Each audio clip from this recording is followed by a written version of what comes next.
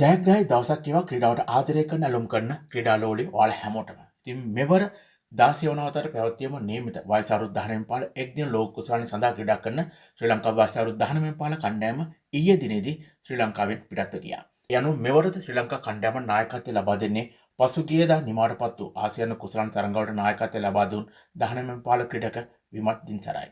ඊටත් අමතරව උපනායකත්වය ලබා දෙනවා කවිජ ගමගේ. ඔවුන් දෙදෙනා ඇතුළු ක්‍රීඩකයන් 15 දිනක් තමයි ඊයේ දිනේ තුලදී දිවෙනින් පිටත් ගියේ. ඒ 16 වන වයස අවුරුදු 19 පාල එක් දින ලෝක කුසලානි ක්‍රීඩා කිරීමටයි. මෙවර 16 වන වතාවට පැවැත්වෙන වයස අවුරුදු 19 පාල එක් දින ලෝක කුසලානි තරඟවලට කණ්ඩායම් 16ක් ක්‍රීඩා කරනවා. එෙහිදී ශ්‍රී ලංකා කණ්ඩායම අයත් වන්නේ සී කාණ්ඩයේ යටතේයි. ශ්‍රී ලංකාව සමගින් ජපාන කණ්ඩායම, අයර්ලන්ත කණ්ඩායම සහ ඕස්ට්‍රේලියානු වයස අවුරුදු 19 පාල කියන කණ්ඩායම් හතර තමයි මෙවර තරඟවලට කණ්ඩායම් යටතේ ක්‍රීඩා කරන්නේ. මේදී අපට හොඳටම අවස්ථාවක් තිබෙනවා සුපිරි 8 දෙනාගේ තරඟ වටේට පැමිණෙන්න. ඒ සඳහා අපට කළ යුත්තේ තරඟ දෙකක් ජය ගැනීම පමණයි. ඉතින් ප්‍රේක්ෂකයන් විදිහට බොහෝ දෙනා බලාපොරොත්තු වෙන්නේ ශ්‍රී ලංකාව නියෝජනය කරන ක්‍රීඩකයන් විදිහට වයස් පරාසය කුමක් වුවත් අවසාන කණ්ඩායම් 8ට 4ට හෝ අවසානමා තරඟයට පැමිණෙනවා දැකීමයි. ඉතින් ඒ දෙයම තමයි අපිත් බලාපොරොත්තු වෙන්නේ. හදවතින්ම ප්‍රාර්ථනා කරනවා අපේ වයස අවුරුදු 19 පාල කණ්ඩායමට ඒ බලාපොරොත්තු ඉටු කිරීමට හැකියාව ලැබෙවි කියලා. ඉතින් කොහොම නමුත් අපි දන්නවා 7 වෙනිදා සිට ආරම්භ වෙනවා පාකිස්තාන කණ්ඩායමේ ශ්‍රී ලංකාවට පැමිණීම සමගින්ම තිබෙන තරඟ තුනකින් T20 තරඟාවලිය. ඒ සඳහා මීට කලින් මූලික සමිතිය ප්‍රකාශයටපත් කළා ක්‍රීඩකයන් 25 දෙනෙක් ඇතුළත් කරමින් එයින් යම්කිසි ක්‍රීඩකයන් ප්‍රමාණයක් ඉවත් කරන බවට තමයි තොරතුරු වාර්තා වෙන්නේ. කෙසේ නමුත් මේ දිනවල ඒ විදිහට නම් කළ ක්‍රීඩකයන් 25 දෙනා ඇතුළත් කරගනිමින් පූර්ණ තරඟ පවත්වනවා. ඒ කියන්නේ එම ක්‍රීඩකයන් 25 දෙනා කණ්ඩායම් දෙකකට වෙන් කරමින් තමයි පූර්ණ තරඟ පවත්වන්නේ.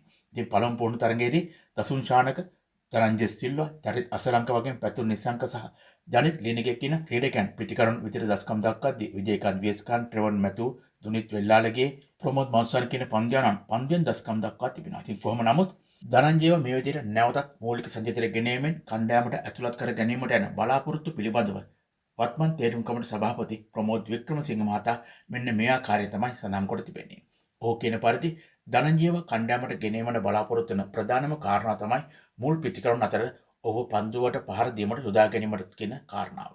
අපි දන්නවා මීට පෙර පැවති T20 තරඟාවලියන් තුලදී ඒ කියන්නේ 2022 ආසියානු කුසලාන තරඟාවලිය සහ එක්සත් අරබ් එමිරාතයේ පැවති T20 ලෝක කුසලාන තරඟාවලිය තුල ධනංජය මුල් පෙළ පිටිකරුවෙක් විදිහට පිටට පිවිස හොඳින් පන්දුවට පහර දුන් ක්‍රීඩකයෙක්. ඒ වගේම පන්දු යැවීම තුලත් ඔහු හොඳින් පන්දු යැවීම කළ ක්‍රීඩකයෙක්. ඉතින් ඒ දෙයම මෙවරද ඔහුගේ බලාපොරොත්තු වන බවට තමයි ප්‍රමෝදේ වික්‍රමසිංහ අදහස් දක්වා තිබෙන්නේ. ඔහු කියන පරිදි ඔහු මුලින්ම පන්දුවට පහර දීලා ඒ කියන්නේ මුල් පෙළ පිටිකරන 4 දෙනා හෝ 5 දෙනා අතර පන්දුවට පහර දුන්නා වගේ පන්දු යැවීම තුලත් ඉතා සාර්ථකව පන්දු වාර 4 නිමාවට පත් කර දීමේ බලාපොරොත්තුවෙන් තමයි ඔහුව කණ්ඩායමට කැඳවීමට තීරණය කර තිබෙන්නේ. ඒ කියන්නේ ඔහුගෙන් අමතර පන්දුයන්නන්ගේ වාසිය ලබා ගැනීමට තමයි ශ්‍රී ලංකා ක්‍රිකට් කණ්ඩායම වගේම පුහුණුකාරීත්වය සහ තේරීම් කවටුව තීරණය කර තිබෙන්නේ. ඒ කියන්නේ ධනංජය කණ්ඩායමට එනවා කියන්නේ අනිවාර්යයෙන්ම තුන්විරව ක්‍රීඩකයෙක් විදිහට දස්කම් දැක්වීම සිදු කළ යුතු වෙනවා. ඔහු සමගින් වනිදුත් ඉන්න තුන්විරව ක්‍රීඩකයෙක් විදිහට එහෙම වුණොත් කණ්ඩායම හොඳ බැලන්ස් එකකින් ඉදිරියට යාමට අවස්ථාවක් තිබෙන බවට තමයි ඔහුගේ අදහස් සමගින් අපට වැටහි යන්නේ.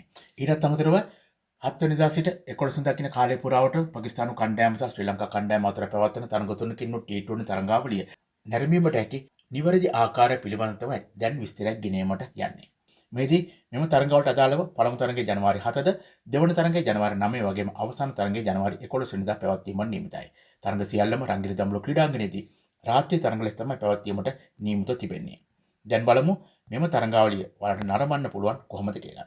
මේ ඩයලොග් සහ POTV ඔස්සේ තමයි දැනට මෙම තරඟාවලිය නැරඹීමට හැකි ආකාරය පිළිබඳව ඔවුන් මාධ්‍යයට නිරාවරණය කර තිබෙන්නේ. එෙහිදී ඩයලොග් TV පාරිභෝගික ඔයාලට පුළුවන් 10 ක්‍රිකට් channel එක 65 ඔස්සේ තරඟ නැරඹීමට වගේම POTV ඔස්සේද 10 ක්‍රිකට් හරහා මෙම තරඟ නැරඹීමට අවකාශය උදා වී තිබෙනවා. ඒ වගේම ජංගම දුරකථන ඔස්සේ ඩයලොග් VV app එක හරහා මෙම තරඟ නැරඹීමට අවකාශය උදා කර දෙද්දී තවමත් නිල වශයෙන් දේශීය නාලිකාවක් මෙම තරඟාවලිය ලබාගෙන තිබෙන බවට තොරතුරු වාර්තා වෙන්නේ නැහැ. ඉදිරියේදී බලාපොරොත්තු වෙනවා මේ සම්බන්ධ තොරතුරු ලැබුණු විගස ඔයාලට අරගෙන එන්න. එහෙනම් රැඳෙන්න අපිත් එක්ක දිගටම උණුසුම් වන ක්‍රිකට් ලෝකයේ අලුත්ම ක්‍රිකට් විස්තර නිරන්තරයෙන් දැනගන්න ශ්‍රී ලංකා ක්‍රිකට් ෆෑන්ස් කියන අපේ නාලිකාව සමග. ඔයාලා හැමෝටම සුබ දවසක්. ජය වේවා.